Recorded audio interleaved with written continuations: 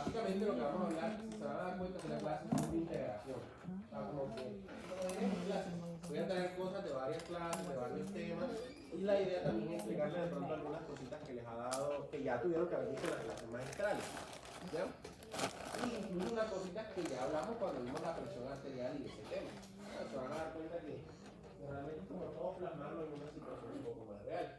Entonces, esa imagen solamente se las traigo con el hecho de decirles que cómo creen ustedes que midieron o se dieron cuenta de qué es lo que sucedía durante el ejercicio físico en el sistema cardiovascular. Entonces, básicamente midiendo lo que podíamos medir, la presión arterial, el voltaje del corazón, que básicamente se traduce como un electrocardiograma, entre otros, ¿cierto?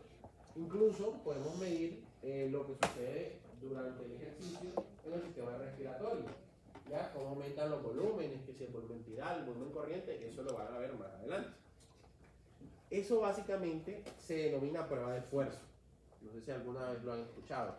Generalmente tiene la tendencia a enviarse, se envía, ¿sí? O sea, es una prueba que tú envías, pero suele enviarse a pacientes que tienen enfermedades, no a personas sanas, como probablemente somos todos acá.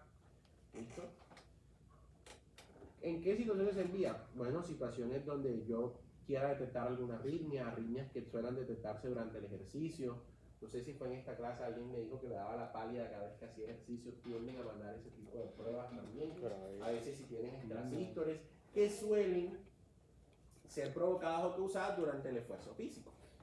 Y a las otras clases de personas que se les suelen enviar estas pruebas de esfuerzo son a las personas que realizan deportes de alto rendimiento, para establecer ciertas medidas, que si la frecuencia cardíaca normal de ellos, que si la cantidad de oxígeno que pueden mover sus pulmones, entre otras cosas. ¿Listo? Eso generalmente es lo que se hace cuando se envían estas pruebas, como para que vean que la información que se saca, porque eso tiene, no es porque alguien se lo inventó. En fin, nuevamente los objetivos, misma historia, y ustedes saben, no voy a contarlo de nuevo, pero vamos a hablar de los objetivos. ¿Cuáles son los objetivos? Explicar los mecanismos neurohumorales que regulan el ejercicio. ¿Cuál es el punto de ese objetivo? Es la integración.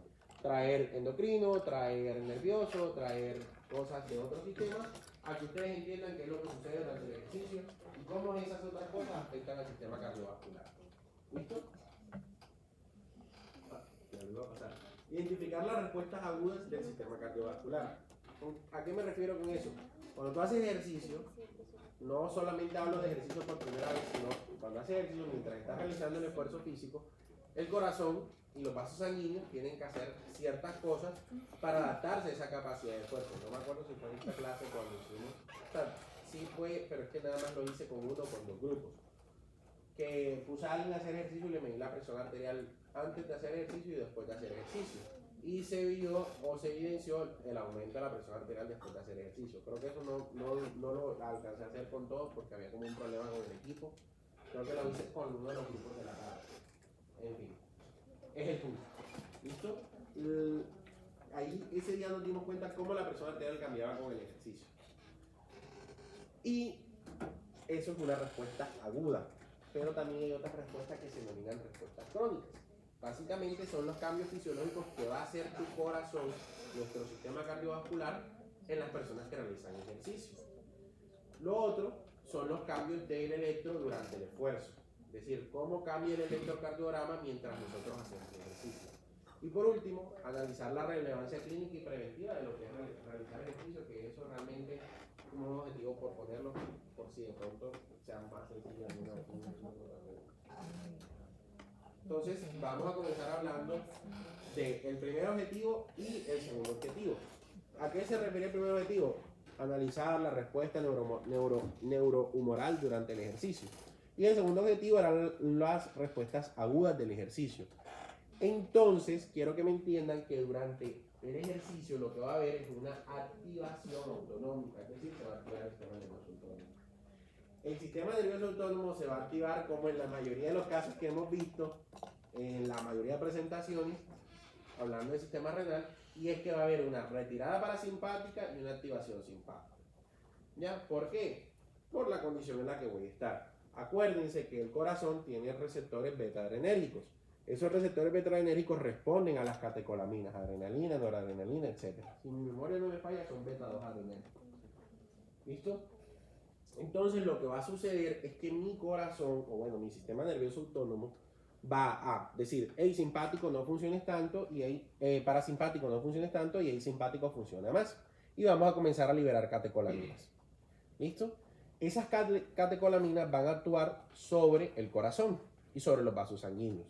Recordarán que en una de las primeras clases que dieron conmigo, o bueno, no sé si la dieron conmigo o se los dijeron en magistrales, que el corazón tiene unas propiedades: ionotropismo, dromotropismo, cronotropismo. ¿Sí? ¿Nos recuerdan eso o ya lo han hablado? Entonces, aquí vamos a impactar sobre dos de esas propiedades. Uno, que es el ionotropismo, que es la fuerza con la que se contrae el corazón. Y dos, es el cronotropismo. Entonces, si yo aumento la frecuencia cardíaca, estoy impactando sobre el cronotropismo. Es decir, en un minuto hago que mi corazón se contraiga más de lo que suele contraerse. Si el ritmo sinusal normal está entre 60 y 100, quiere decir que voy a aumentar la frecuencia cardíaca por encima de 100 latidos por minuto. Y va a ser algo totalmente normal, no patológico, que es lo que se conoce como taquicardia sinusal. ¿Puedes ¿Sí? repetir eso, por favor? ¿Desde qué parte? Cronotropismo. O sea, el corazón tiene unas propiedades que son propias del corazón, de las células cardíacas. Son cronotropismo, ionotropismo, vamotropismo, domotropismo. Lo tuvieron que haber dado en las magistrales. No sé si lo dieron o no lo dieron. Sí. Bueno, en este caso, en la respuesta, en la activación simpática, lo que yo voy a impactar en una de esas propiedades del corazón. Específicamente voy a impactar sobre dos: sobre el cronotropismo y sobre el ionotropismo. ¿Listo? El ionotropismo es la fuerza con la que el corazón se contrae. Y el cronotropismo es la cantidad de veces que el corazón se contrae en un periodo determinado de tiempo. ¿Listo? Es decir, frecuencia cardíaca. ¿Vale? Yo, gracias a que el corazón tiene unos receptores beta-adrenérgicos, es decir, que responden a catecolaminas, las catecolaminas que libera el sistema nervioso simpático van a actuar sobre el músculo cardíaco y van a lograr que mi corazón se contraiga con más fuerza. ¿Listo? Van a ejercer o van a generar una contracción cardíaca que sea más fuerte.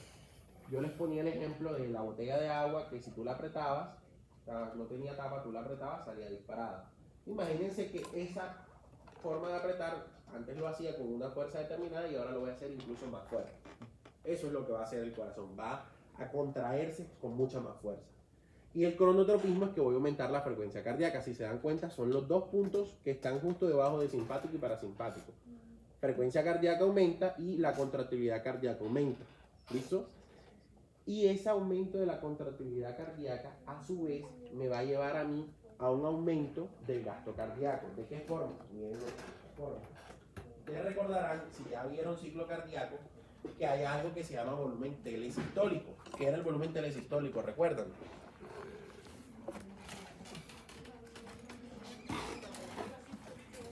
¿Cómo dices?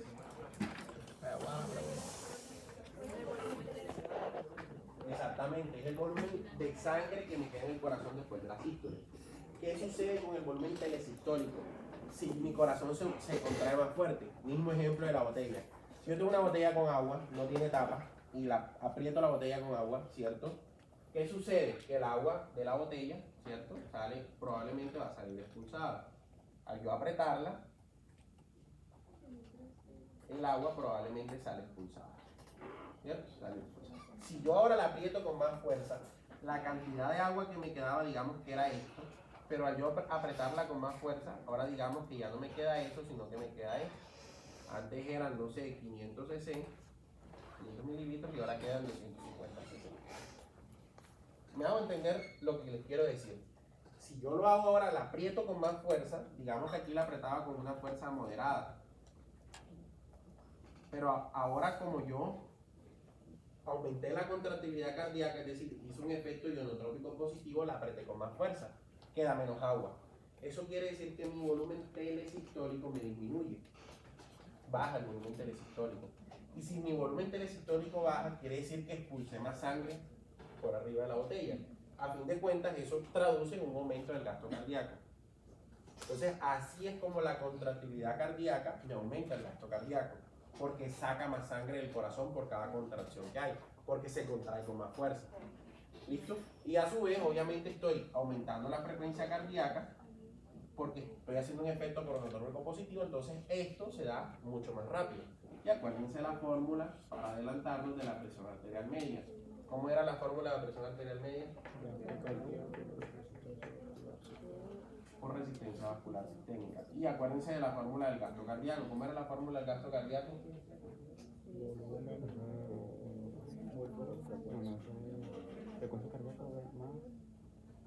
¿Cómo era la fórmula del volumen sistólico?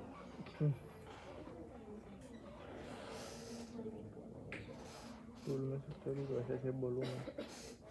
Volumen a fin de diástole ¿Viste? menos el volumen a fin de sístole. ¿Sí? Uy. ¿Sí? Volumen a fin de diástole, porque acuérdense que el volumen a fin de diástole es la cantidad de sangre que queda en el corazón después del llenado ventricular, o sea, después de la sístole. Y el volumen a fin de sístole es lo mismo que el volumen telesistólico, que es la cantidad de volumen que me queda después de la sístole, después de la contracción.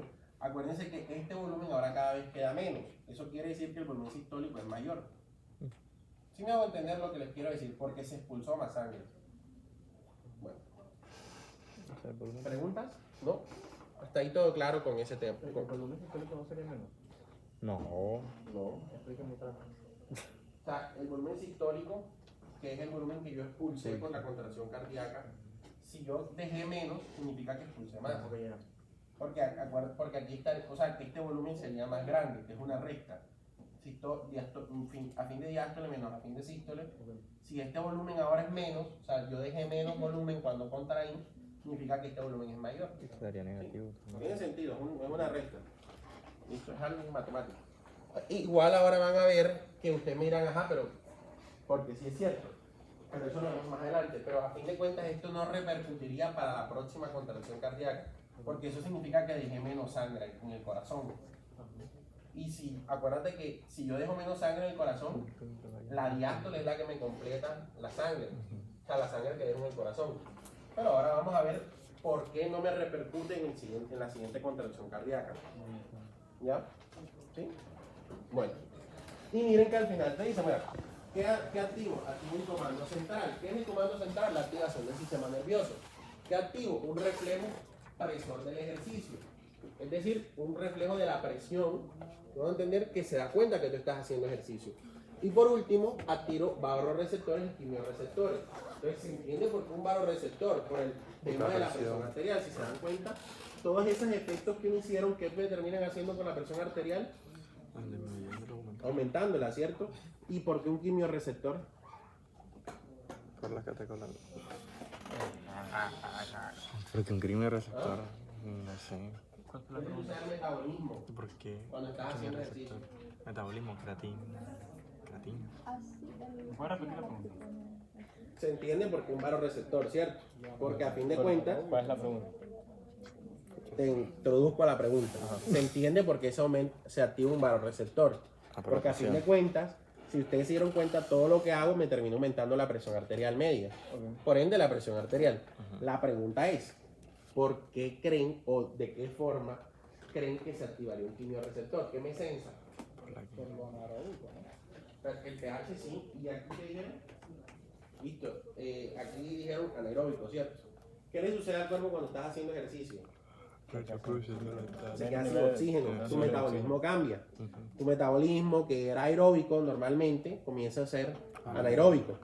El músculo es flojo, ¿listo? Y la cadena respiratoria de electrones, el ciclo de Krebs, esa vaina es muy larga para yo aprendérmela, muy larga para que ustedes todavía se la sepan. ¿Listo? Entonces, como eso es muy largo, el músculo no lo usa. El músculo jala de glucólisis anaeróbica. ¿Ya? Entonces, los quimiorreceptores me van a medir, por ejemplo, la glucólisis, la liberación de ácido láctico en la sangre. No sé si se han dado cuenta, ya te respondo, no sé, ya te doy la palabra. No sé si se han dado cuenta el dolor. A veces están corriendo y sienten como un quemón. Eso es acumulación de ácido láctico en el músculo. ¿Sí? Tiene sentido. ¿Sí? Los calambres. Que ven lo de la disfunción. ¿Cómo? Los vasoreceptores serían los de la disfunción.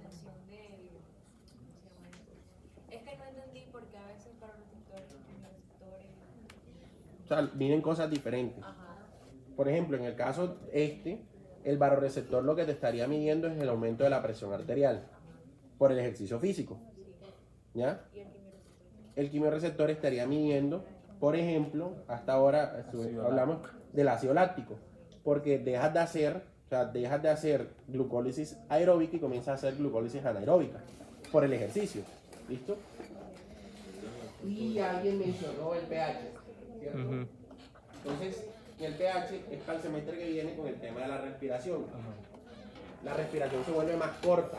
Entonces, si hay más intercambio de oxígeno, pero la respiración se vuelve más corta, aumenta el pH.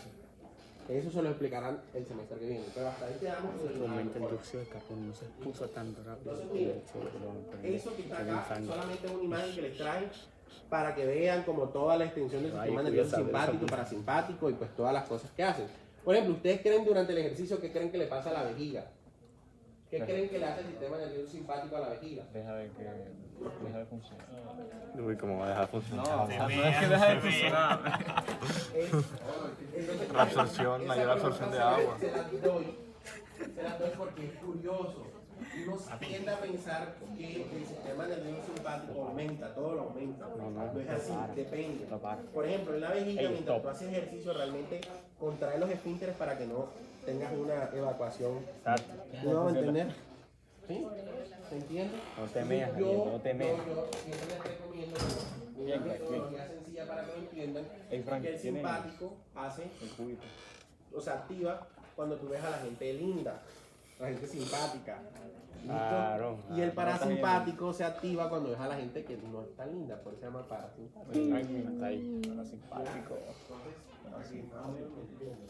Pónganle lógica, ustedes cuando están delante de alguien lindo, o sea, ¿Orinan qué? tendrían que ir al baño o orinarían delante de la persona linda, ¿no? ¿Verdad? No. Bueno, Uy, no, a fin de cuentas, ¿qué otra respuesta aguda tenemos? Un poco de repetir lo mismo, pero el gasto cardíaco, mira. Ya les expliqué que el gasto cardíaco, la fórmula es frecuencia cardíaca por volumen sistólico. Como yo aumento la frecuencia cardíaca por la activación simpática, y ya les expliqué cómo aumento el volumen sistólico, ¿cierto? Queda claro. Ahora, ¿se acuerdan que yo les decía? Pero eso me puede repercutir en la contracción que viene. ¿Cómo no me repercute? Aumentando el retorno venoso. Yo les expliqué lo del retorno venoso, que el retorno venoso era la cantidad de sangre que luego me llegaba a la aurícula derecha. ¿Cómo aumento el retorno venoso? Por ejemplo, por la bomba muscular. ¿Saben cuál es la bomba muscular? Las pantorrillas. Como yo estoy corriendo o estoy activo, estoy haciendo ejercicio, con los gastrocnemios se contraen más, eso me aumenta la cantidad de sangre que a fin de cuentas por la vena llega al ventrículo, a la aurícula derecha y por ende al ventrículo derecho. ¿Sí me hago entender? Y por ende nuevamente al ventrículo izquierdo. Por eso no se me afecta. Miren, lo de la mayor contractibilidad sí me disminuye el volumen telesistólico, lo que ya les había explicado de la forma como se aquí tienen esto y esta diapositiva se las traje sencillamente porque el doctor Villalba le encanta preguntar de esto. O sea, ustedes tienen que aprenderse, esto va a ser su parte de cada día de esta diapositiva. Yo les invito a que la fórmula, por ejemplo, de resistencia, ¿saben? La fórmula de presión arterial media, aquí este lado de la fórmula de resistencia vascular sistémica, en lugar de aprendérsela como es, saben que esa fórmula alguien se la sabe. La fórmula de resistencia vascular sistémica, alguien se la sabe como es.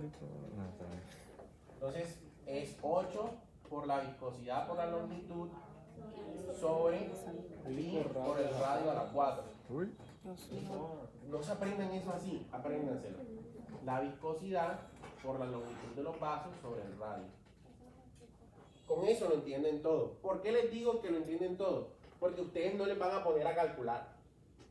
Esto es una fórmula que se aprende uno para calcular. Con esta fórmula ustedes lo que necesitan entender es qué es inversamente proporcional y qué es directamente proporcional. Eso es lo que ustedes realmente necesitan entender. ¿Ya? Él le encanta preguntar la pregunta de cómo el radio abajo está elevado a la 4. Entonces te dicen, no, que si aumenta 4 veces el radio, ¿cuántas veces se repercute realmente? Que son 16. No sé si él seguramente le puso ese ejemplo en la clase. Eso les va a salir en el examen. ¿Ya? O sea, no lo digo por mí, lo digo por él, porque le gusta, o sea, el ejemplo le gusta. O sea, esta es la fórmula de resistencia vascular sistémica, ¿listo? A él le gusta mucho, no tanto ustedes manejen la fórmula, sí les gusta que la manejen, pero él lo que les va a dar duro es con que ustedes entiendan que es directamente e inversamente proporcional. O sea, él lo que les va a decir es, mira, tienes una variación en el radio. Esa variación en el radio, ¿en qué repercute o de qué forma repercute la resistencia vascular sistémica? Que la incremento, que la baje, ya. Y a él le gusta mucho esto de aquí, porque como esto está elevado a la 4, a la cuarta potencia, entonces si tú, por ejemplo, disminuyes el radio, esa elevación a la cuarta potencia me hace que disminuya, pero ¿cuánto disminuye? Aproximadamente 16 veces, ¿ya? O sea, por el que está elevado a la cuarta potencia. Y si aumenta aproximadamente 16 veces. ¿Me hago entender? Que aumenta 16 y disminuye Disminuye 16. 16. A él le gusta mucho preguntar eso. ¿El radio de? El radio de los vasos sanguíneos. Y así lo que se ve, la viscosidad de... La viscosidad y la longitud de los vasos sanguíneos. Sino que yo, en lugar de poner el 8, pongo viscosidad, longitud y radio. Ya. Porque Por la elevación a la cuarta potencia. todo número elevado a la 4. No, 4 está elevado al radio. ¿Ah? Se No, aumenta el radio es aumenta el radio, 16 es veces. el radio de todos los vasos sanguíneos del cuerpo. Da una vasodilatación. Exacto. Entonces, O una creo que vasodilatación. 8. Exacto. A ver, Apelado, inteligente. él lo tuvo que haber explicado en la clase. O sea, pero creo yo, si mi memoria no me falla, es 16 por la elevación a la cuarta potencia o por lo inverso. Exacto. Ajá, o sea, yo le estoy poniendo el ejemplo con que sea 2. Que es el ejemplo que él suele poner de la elevación a la 2, de la elevación a la 4. Ah, ahora sí. Obviamente, si es otro número, depende cómo cambia. O sea, no. Lo que ella dice es porque él pone el ejemplo con un radio de 2. ¿Ya? Entonces, con el radio de 2 es lo que les estoy diciendo de que está elevado 16 veces disminuye y 16 veces aumenta. Pero si obviamente este número es diferente, pues depende del número diferente para aumentar o disminuir. Pero la proporción es más o menos de 16 hacia arriba y 16 hacia abajo, dependiendo del número, obviamente. ¿Sí? Bueno. Pero yo tengo una pregunta. ¿Cómo sería la pregunta? O sea, ¿qué me preguntaría? Él solamente les preguntaría como un radio, el radio de un vaso sanguíneo disminuye o aumenta, cuánto aumenta o cuánto disminuye. Y te dice como cuánto sería el valor que repercutiría entonces en la resistencia vascular sistémica. O sea, si la resistencia vascular sistémica bajaría 16 o aumentaría 16, si es 2, por ejemplo, dependiendo. Ya eso es otro tema. Si hay rigidez, lo disminuye. Lo disminuye y como lo disminuye si es 2, entonces ¿qué Entonces, pasa con para eso se los traigo, porque él se los va a preguntar mucho. Esto que está acá es una forma o un método de resumen de las leyes de Frank-Starling. Las leyes de Frank-Starling es básicamente todo lo que me afecta el volumen sanguíneo. El volumen que va a llegar al corazón a fin de cuentas. ¿Listo? Entonces, si se dan cuenta, miren la frecuencia cardíaca, el retorno venoso, la volemia, la función auricular. ¿Alguien se acuerda si la diástole es pasiva o activa? Diástole pasiva. O sea, es un proceso pasivo. La sístole es un proceso pasivo o activo. No, Activo, necesita contracción. Diástole La es diástole activo. Diástole. seguro. Toda la diástole. No toda. Hay una parte que se contraen levemente las aurículas. ¿Qué porcentaje corresponde del volumen sistólico? Es más o menos un 20%. ¿Listo? El llenado ventricular, ¿vale? Es pasivo. Y la contracción auricular, que es la patada auricular que ella comenta, es la única parte activa del llenado ventricular. Y corresponde al volumen sistólico de un 20%. ¿Listo? Aproximadamente, eso es lo que hablan los libros. Hay libros que dicen 30. Entonces, tú puedes vivir sin que la aurícula funcione. Claro, sería muy claro difícil, claro que sí, claro, por la fibra. No las necesita. ¿Listo? Por eso es que la gente vive con fibrilación auricular. Exactamente. Realmente el problema de la fibrilación auricular es que como la aurícula se está contrayendo en muchos puntos, imagínense que la aurícula funciona como una batidora. Ajá, Hace así, exactamente. bate la sangre, eso coagula la sangre, genera coágulos en el corazón. Entonces, cuando los coágulos salen del ventrículo izquierdo, se van a la circulación del cerebro y causan infartos agudos cerebrales, ACVs. Eso es un resumen de todo lo que acabamos de hablar. Una tabla en resumen de todo lo que tenemos. Frecuencia cardíaca. Hombre, la frecuencia cardíaca en reposo va de 60 a 80 latidos por minuto y durante el ejercicio puede llegar hasta 180 a 200 latidos por minuto. El volumen sistólico normalmente va de 60 a 90 mililitros latidos y durante el ejercicio puede llegar entre 110 a 130. ¿Por qué? Por el aumento de la contractilidad cardíaca y el mecanismo de Frank Starling que aumenta el retorno venoso que me permite que llegue más sangre al corazón de mí a fin de cuentas. El gasto cardíaco, hombre, el gasto cardíaco es entre 4 y 6 litros minuto. Realmente uno habla de un número promedio que es 5 litros minuto.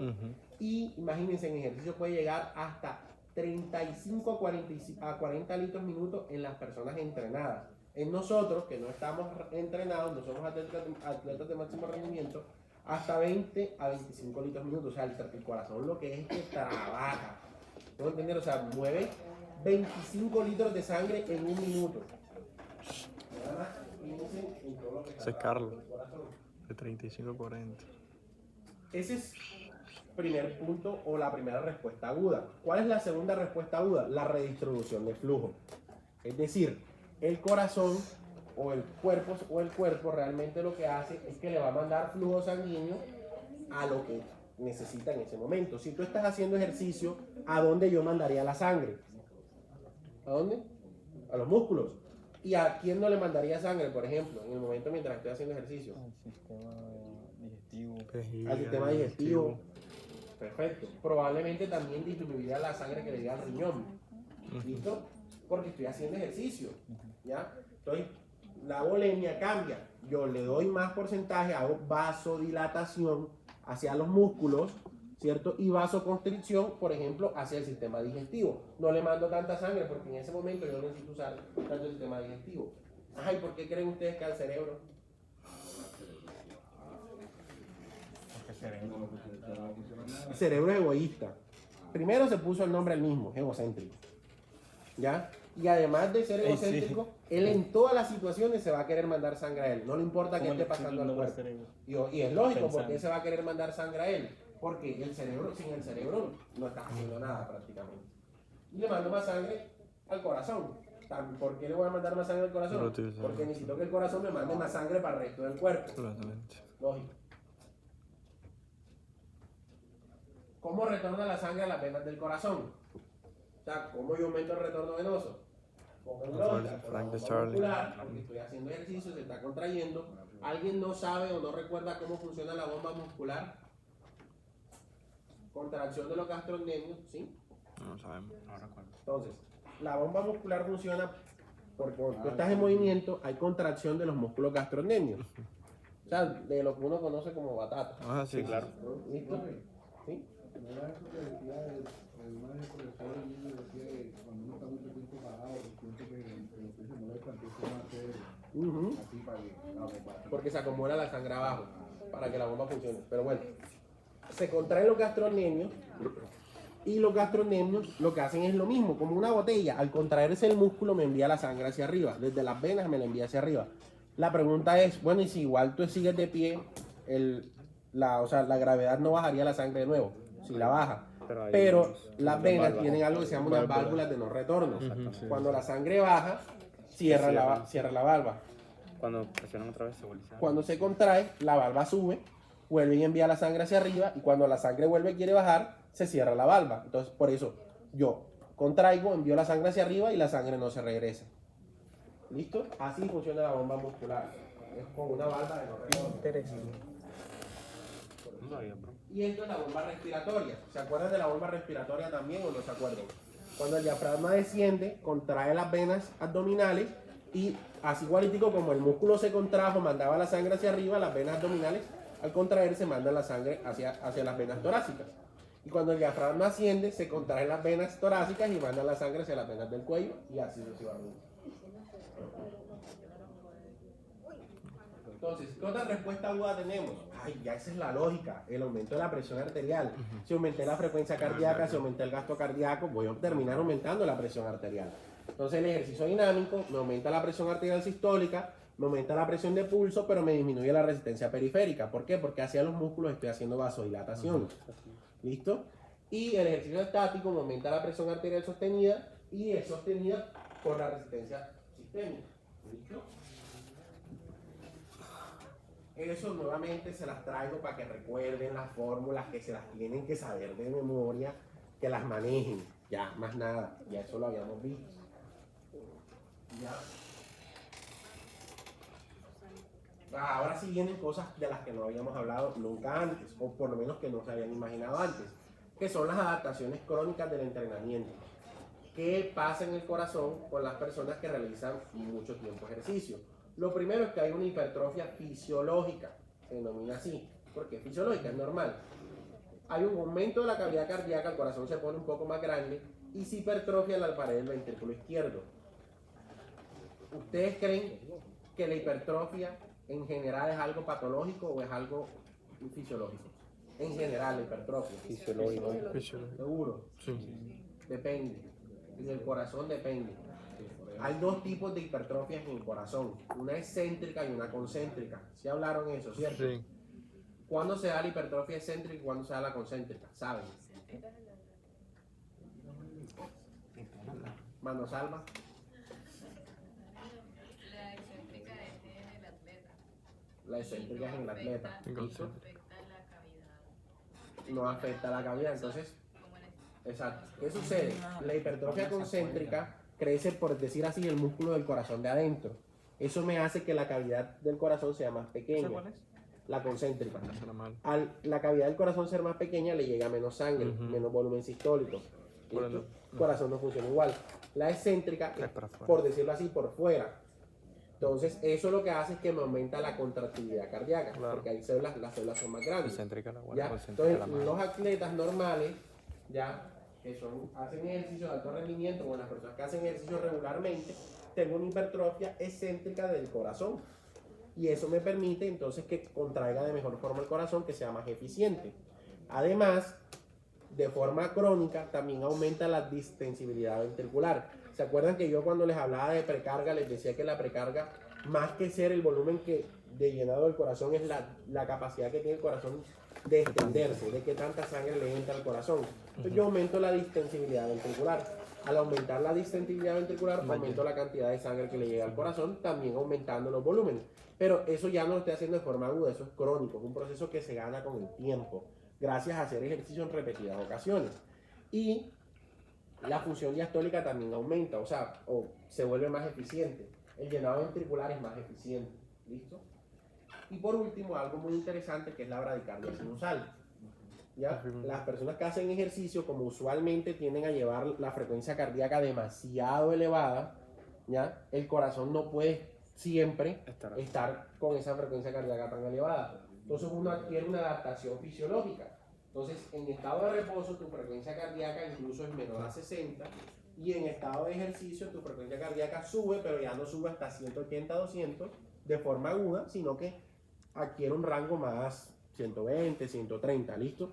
Pero hay un problema con eso. Ellos es benigno, pero depende hasta cuánto baje la frecuencia cardíaca. Creo que hay un caso de un astronauta, búsquenlo si lo quieren buscar, que la frecuencia cardíaca le disminuía tanto cuando se quedaba dormido que le tuvieron que implantar un desfibrilador, porque el corazón se le paraba. Y era un atleta de alto rendimiento. ¿Ya? Hay varios casos, búsquenlos, son muy interesantes, que te hablan de, pero es por esa adaptación fisiológica que hace el corazón. ¿Sí? Yo tengo una pregunta, si digamos, tenemos el caso de que Franklin es un atleta de alto rendimiento, Ajá. pero en su juventud y pasaron los años y ya dejó de hacer ejercicio, él sigue teniendo esa adaptación. Bueno, las adaptaciones con el tiempo dependen, reverse. porque la hipertrofia tiende a mantenerse, pero hay otras adaptaciones que no. Por ejemplo, la distensibilidad ventricular, pues si tú dejas de hacer ejercicio y con el tiempo, además de envejecer, el corazón se vuelve más rígido. ¿Ya? Okay. En cambio, las personas que envejecen y hacen ejercicio, pues su corazón sí vuelve más rígido, pero no tan rígido como alguien que no está haciendo ejercicio. ¿Sí me hago entender? Okay. Y eso lo vamos a ver casi al final de la clase. Bueno, incluso aumenta el volumen sistólico en reposo. Y eso es lógico, por si aumenta la cavidad, entonces también se aumenta el volumen sistólico. Pero resulta que de forma periférica, es decir, en los vasos sanguíneos periféricos, también hay unas adaptaciones, que son las adaptaciones vasculares. Uno, se aumenta la capilarización del muscular. Es decir, yo voy a querer obviamente que le llegue más sangre a mis músculos. ¿Listo? Dos, también el diámetro y la función endotelial. El endotelio se recambia. ¿Ya? Eso lo van a ver más adelante cuando hablen de infarto y eso, un recambio de endotelio. Básicamente el endotelio deja de ser un endotelio enfermo y se convierte en un endotelio sano. Deja de producir factores inflamatorios. La resistencia vascular periférica me disminuye en general. Obviamente mientras hago ejercicio, la resistencia vascular sistémica o la periférica está aumentada, probablemente. ¿Listo? ¿No? Porque aumenta la presión, exacto. Pero en reposo ya no. En reposo va a disminuir. ¿Y eso a qué me lleva? A que yo de forma crónica me baje la presión arterial. Por eso es que te dicen que hacer ejercicio te ayuda o previene para que no te dé hipertensión arterial. Mejora el perfil hemodinámico. Pues ya lo vieron, todo lo que hace en el corazón me va a mejorar el perfil hemodinámico. Y además me mejora el perfil metabólico. Me disminuye los lípidos, me disminuye la resistencia a la insulina, me disminuye muchas otras cosas. Esto nada más lo traje para que sepan que el semestre que viene probablemente les van a hablar también de cómo el ejercicio cambia los volúmenes en el pulmón. Aumenta el reclutamiento de oxígeno, me cambia el volumen tidal, el volumen corriente, etcétera, etcétera, etcétera. Se los traigo como curiosidad. Eso es un resumen de todo lo que hablamos. ¿Listo? Una fotico, igual yo les voy a pasar las diapositivas, pero ahí está en resumen básicamente todo lo que hablamos ahora de los cambios agudos y las adaptaciones crónicas. ¿Qué es mecanismo Frank Starling? Bro, de la fuerza Lo de la hidrostática, fuerza del corazón, de encótica. cómo me cambian los volúmenes sanguíneos. Ujú. Eso lo puse por acá en donde terminar. Eso lo tuvieron que haber visto en... Ah, no, son la presión hidrostática, oncótica, creo que son. ¿Ves? Los determinantes de la precarga del volumen telediastólico. Mm, Hablamos de Frank Starling. Por ejemplo, el retorno venoso es algo que va dentro de los mecanismos de Frank Starling. Es básicamente todo lo que me modifique los volúmenes sanguíneos del corazón. ¿Ya? Sea aumentándolo o disminuyéndolo. ¿Ya? Pues dependiendo de lo que suceda. Si yo aumento, por ejemplo, aumento la volemia, al yo ponerle líquidos por la vena a un paciente, estoy aumentando la volemia, la cantidad de sangre, la cantidad de líquido que hay en el cuerpo. Eso a fin de cuentas me aumenta el volumen telediastólico, entonces eso a fin de cuentas aumenta el gasto cardíaco. Esos son mecanismos de Frank Starling. Yo los traigo para mencionarlos, pero por lo ideal, o sea, si tienen alguna duda con eso, o eso está claro. ¿Sí? ¿Tienen alguna pregunta referente a eso? ¿No?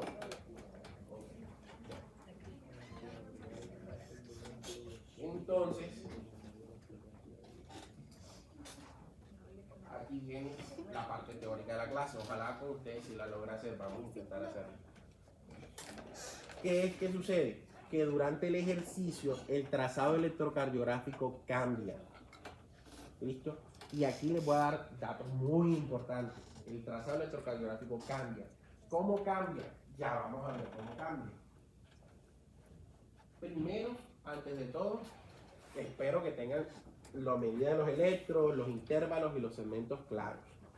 ¿Listo? Ya saben que existen varios segmentos, existen varios intervalos. ¿Cuál es la diferencia entre un segmento y un intervalo? ese intervalo es que tenemos ¿Mm? No era como la línea isoeléctrica que le dicen. Y el intervalo era la onda más el segmento. Entonces, dilo en voz alta. El intervalo es desde la subida de la onda hasta todo, y el segmento solo es el final de la onda hasta donde llega. Los intervalos tienden a agarrar las ondas. O sea, agarran la onda dentro de ellas. Los segmentos no. ¿Listo?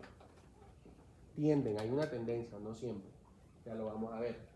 ese segmento es de cuando está cuando está todo Entonces, miren, horizontal. miren lo Isoeléctrico. siguiente. Está en X. Está Entonces, aquí nuevamente nada más se los intervalo traigo para de definir qué es la onda P. Alguien que me diga qué es la onda P. el segmento PQ. ¿Ah? ¿Cómo? Despolarización arterial. ¿Qué pregunta? La despolarización auricular. Auricular. Eso es la onda P. Arterial. ¿Listo? Arterial. ¿Qué es el intervalo PR? El retraso fisiológico. Aquí lo dice. No, yo entendí arterial. No, no. El intervalo PR, o sea, sí, pero el intervalo PR se define como desde el inicio de la despolarización auricular Hasta el inicio de la despolarización. ventricular. Entonces, el intervalo PR se encuentra aquí. Por eso es que les digo que si te das cuenta el intervalo, mete la onda P. En cambio, si yo les hablo del segmento PR, el segmento PR no mete ninguna de las dos ondas. ¿Qué es el segmento PR? Es por decir así, el tiempo que hay, si lo queremos ver de forma de tiempo, que hay desde que se despolariza o el final de la despolarización auricular hasta el inicio de la despolarización ventricular. ¿Listo? El complejo QRS corresponde a la despolarización ventricular. El QT, ¿listo? El QT o el intervalo QT va o lleva importante, o esto es importante, el intervalo QT va o lleva la despolarización ventricular, la contracción y la despolarización ventricular, que son despolarización ventricular, el QRS, y la repolarización ventricular, la onda T. ¿Listo? Y el espacio que hay entre ellos dos es el tiempo que se contrae el ventrículo. ¿Listo? Acuérdense que despolarización no es igual a contracción. Sí corresponde, pero no es igual. Pero o sea, la despolarización, la contracción o La la onda T es repolarización la repolarización ventricular. El punto J es la unión entre el final del complejo QRS y el inicio del segmento ST. Ese es el punto J, o sea, esto aquí. Final de la despolarización ventricular y el inicio o el comienzo del segmento ST. El segmento ST es una porción isoeléctrica, ¿listo? Que está después de la despolarización ventricular. Y generalmente se habla de que aquí ocurre la contracción ventricular en este tiempo, ¿listo? Y la onda U, pues eso es algo patológico que está relacionado con la hipocalemia. Entonces, tienen que tener claro esos segmentos, ¿vale? O sea, muy claro los segmentos, muy claro los intervalos. Muy claro lo que mide el papel. Los cuadros grandes saben que miden 5 milímetros o 0.5 milivoltios. Y los cuadros pequeños miden 1 milímetro, ¿listo? Y 5 cuadros pequeños son 0.20 segundos. Y un cuadro pequeño es 0.04 segundos. ¿Claro hasta ahí? ¿Tienen alguna pregunta con eso? Esas son las generalidades del evento, por lo menos lo que me interesa que lo tengan claro. Esto es una tabla a modo de resumen de todo lo que está. ¿Listo? Tiene el intervalo PR, tiene la duración del QRS, el intervalo QT, el segmento ST, la onda P, el intervalo RR y el eje eléctrico. ¿Listo? Pues, como para que tengan. ¿Qué me interesa? Muy claro los valores normales. El valor normal del PR de 0.2 a 0.20 segundos. La duración del QRS tiende a ser menos de 0.12 segundos, menos de 3 cuadritos pequeños. Se los puse en cuadritos porque a veces uno, que 0.12 segundos y uno se lo olvida, pero con los cuadritos no se te olvida. El QT, entonces esto es importante. El QT me varía de acuerdo a la frecuencia cardíaca. Ojo con lo que les estoy diciendo. QT varía de acuerdo a la frecuencia cardíaca, pero depende de QT. Resulta y pasa, y sucede, que yo la frecuencia cardíaca, como la mido, en un electrocardiograma normal. Pero que cuento, regular, digamos. Entre o sea, la diferencia que hay entre R y R, ¿cierto? Si como ya lo vimos, entre R y R que hay, si aquí hay una onda P, y luego de la T que viene, luego de la R, del QRS que viene, no me va a poner a igual y que baja, sube, no me importa. Una onda T, que es la repolarización. Y luego debería haber una onda P, que luego viene el otro QRS, ¿cierto? ¿Qué es el segmento QT? El intervalo, disculpe que segmento, el intervalo QT. Desde contracción, despolarización y repolarización. ¿Verdad? Contracción y la repolarización. Contracción, despolarización, contracción y repolarización, ¿cierto? Entonces, si ya yo tengo claro de que esto va de aquí a aquí, ¿qué pasa si yo aumento mucho la frecuencia cardíaca? Esto se va echa más para acá, ¿cierto? ¿Qué creen que le pasa a este segmento de acá? ¿Cómo? Perdón. ¿Qué creen? Vamos a poner acá, yo sé que no se ve, pero para que vean los de allá. ¿Qué creen que le pasa al segmento este de acá? O sea, si ya yo sé que entre aquí y aquí yo mido frecuencia cardíaca, y yo tengo QT de aquí hasta aquí, y yo aquí estoy aumentando la frecuencia cardíaca, o sea, esto tiene que estar más para acá. ¿Qué creen que le pasa a este segmento? Se acorta, ¿cierto? Entonces, el intervalo QT se va a cortar. ¿Listo? Pero, miren esto. Todos los QT que se acorten, siempre que usted vea un QT corto es una patología. Nunca. Y entonces, porque en el ejercicio el RR va a disminuir, ¿cierto? Porque voy a tener una frecuencia cardíaca aumentada. Pero hay una variable no, hay algo que hicieron, que es el QT corregido. El QT corregido tiene en cuenta el RR. ¿Me hago entender? El QT corregido, que es una variable, por decirlo así, o sea, el QT normalmente se va a cortar durante el ejercicio, porque yo voy a disminuir la distancia que hay entre dos R's. Eso me lleva a que mi QT se acorte. ¿Listo? Eso queda claro. Aunque mi QT se acorte, yo no puedo decir que esa acortación del QT es real, para que me entiendan. Realmente es algo, uno habla de que ese es el QT absoluto, el QT que yo cojo y cuento. Pero hay algo que se llama QT corregido. El QT corregido tiene en cuenta esa disminución de la distancia entre RRs. ¿Listo? Entonces lo corrige, es decir, corrige el valor del QT, por eso se llama QT corregido, teniendo en cuenta la distancia que hay entre RRs. ¿Y por qué la tiene en cuenta? Porque acuérdense que esta distancia se va a disminuir cuando hay una taquicardia. En este caso, en el ejercicio, una taquicardia sinusal. Ahora sí me hice entender. Ya les voy a mostrar como para que entiendan lo que les quiero decir con una imagen. Entonces, miren. Si ustedes encuentran un QT corregido que está disminuido, eso es patológico. Es lo que quiero que me entiendan. Entonces, miren lo que dice aquí. Miren lo que dice del QT. Intervalo QT, inicio QRS, final de la onda T. Para que vean de dónde va a dónde va.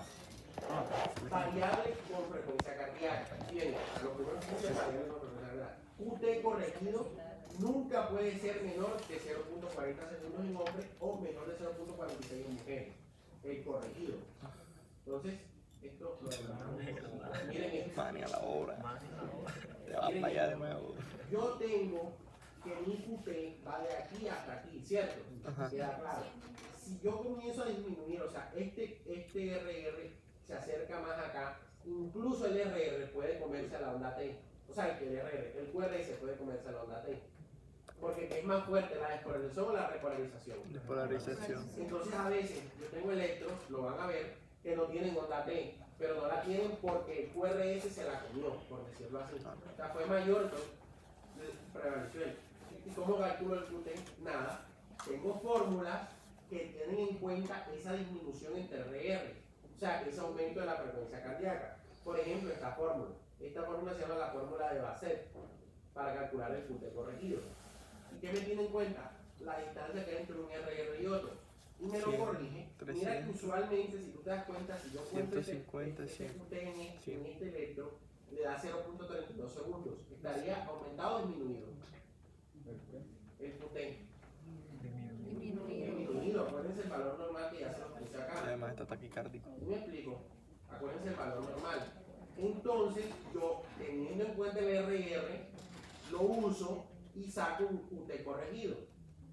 Ese QT corregido es mi QT verdadero, para que me hagan entender. Y todavía está un poco disminuido, pero para el ejemplo. ¿Listo? Profe, Ya. una pregunta. ¿Sí? Lo de los 0,32 segundos es suponiendo que esté normal. O sea, sí. Claro que esté disminuido en este caso. Ok. O sea, si quieres, busquen, o sea, ustedes tienen que tener los valores, me imagino que eso se los tuvieron que haber explicado, los valores normales de los intervalos, que si el PR son de 0,2 a 0,12, sí, se los dijeron, no se los dijeron. Ah, bueno, o sea, no, yo los dije ahora, pero me refiero que en la clase de electro normal también se los tuvieron que haber dicho. Creo. ¿Sí? Entonces sí, eso se basa en, digamos, en la medición que yo estoy haciendo acá. ¿Qué les iba a decir? Miren, en internet hay muchas calculadoras de QT corregido. ¿Qué hago yo? Introduzco aquí el QT medido, o sea, el QT que yo cojo un electro y lo mido, ¿me explico? E introduzco la frecuencia cardíaca. Y esto automáticamente me va a calcular el RR y el QT corregido con diversas fórmulas. Entonces miren lo que les dicen. ¿Por qué te dicen? Para que entiendan lo que yo les quiero decir. Es que usted es una medición del electro refiero a que menos espacio se da en los manuales de electrografía, excepto para indicar si trata de una dimensión identifica una serie de alteraciones identificadas por un QT largo o un QT estrecho. También, el QT siempre que sea largo es algo patológico. Sí, pero en el ejercicio, por eso es que yo calculo el corregido. Es que lo ideal ser, o lo idealmente que yo tengo que hacer es que cada vez que yo veo un QT, o sea, yo tengo un electro, yo hice un electro, digamos, este electro.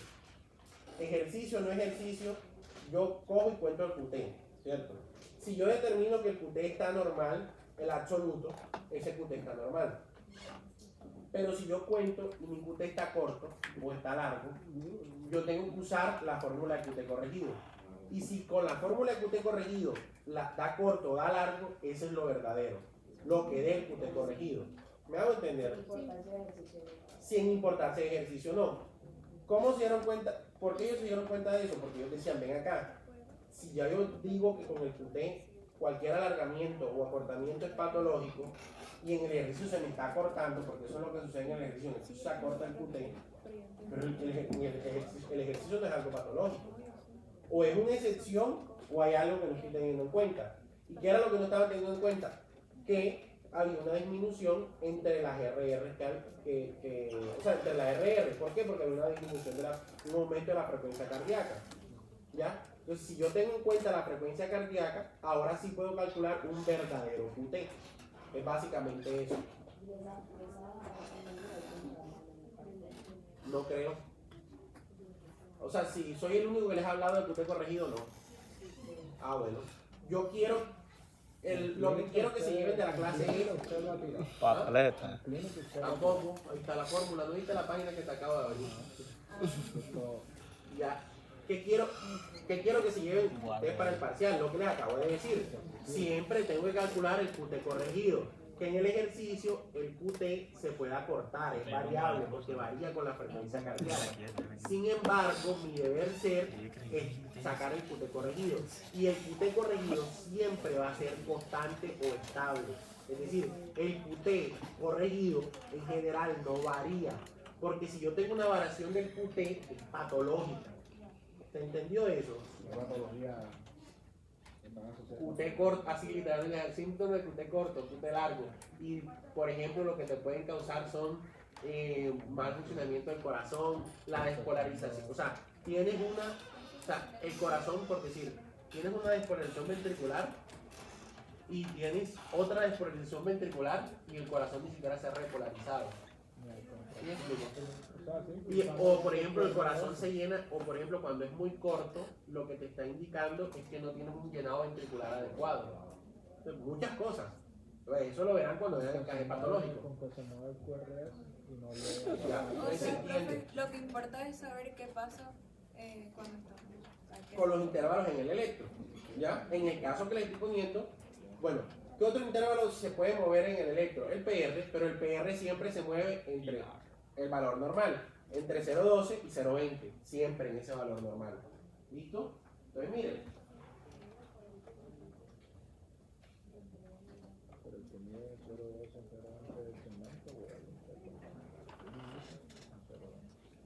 Miren, hombre, ¿qué cambios normales voy a ver durante el ejercicio? Aumento progresivo de la frecuencia cardíaca. Entre más intenso el ejercicio, más aumenta la frecuencia cardíaca. Con un acortamiento del ¿qué? El intervalo RR. ¿Se entiende por qué? El intervalo PR y el QT se acortan para mayor velocidad de conducción. Miren por qué se acortan. Y repolarización acelerada. La onda P, complejo QRS, la onda P puede aumentar de amplitud porque uso más las aurículas para mandarle más sangre a los ventrículos.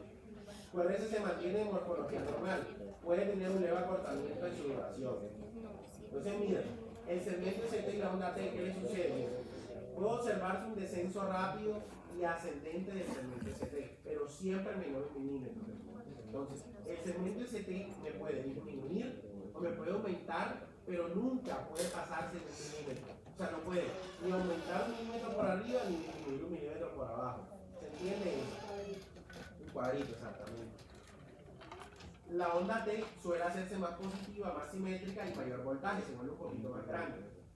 Y el intervalo QT corregido. El QT absoluto se acorta. ¿Sí me explico? Porque hay una disminución de los RR. pero el QT corregido puede mantenerse relativamente constante gracias al aumento de la frecuencia cardíaca, teniendo en cuenta el aumento de la frecuencia cardíaca. ¿Listo? Esto lo expliqué. Cambios patológicos. Hombre, depresión del segmento horizontal o descendente del ST. Si mi ST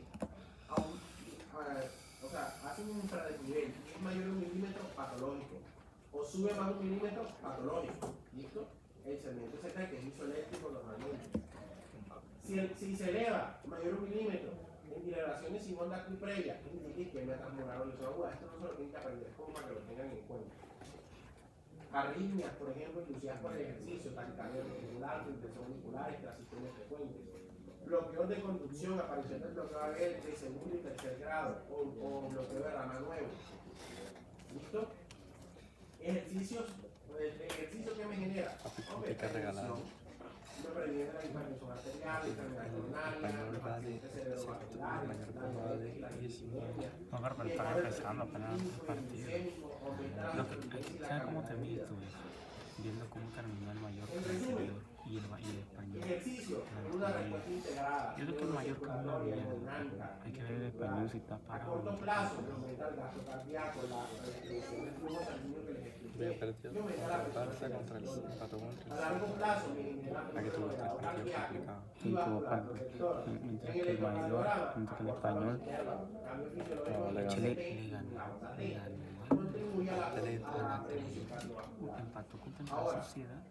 la parte Está bien el práctica, español. esto es un Está bien el español. Y empató contra el chiste Newcastle más también. chiste, o sea, no es un chiste, Gana pero empate. es un chiste. Era como que, bueno, para ti, hiciéramos un electro, ¿listo?